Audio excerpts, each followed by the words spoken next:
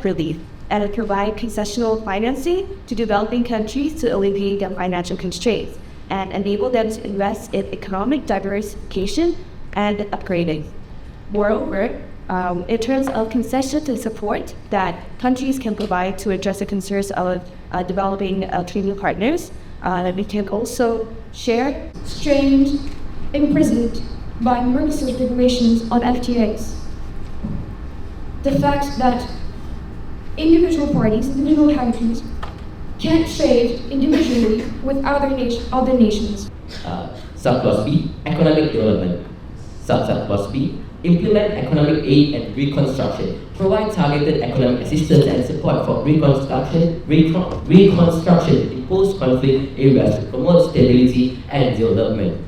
And we can see this especially because within FTAs, for example, with the developing countries, a single FTA with superpower can really weaken the country individually. But if we actually form, like ASEAN did, a regional comprehensive economic partnership, this perhaps could bring. So the second thing is like the markets in commodities are getting really, really competitive and hurting domestic businesses. The last thing would be erosions of the revenue from tariff.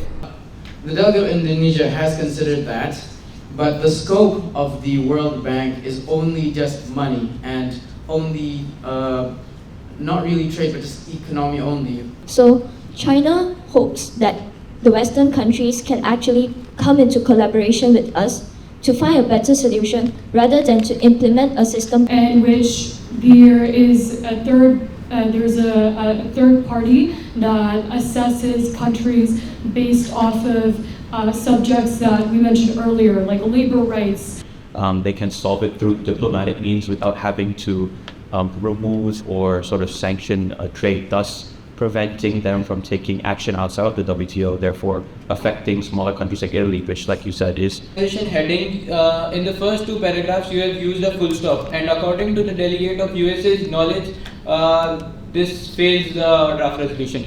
In the digital sector is still very lacking and cannot be protected by the current free trade agreements. This is why we attempt to address this issue by this working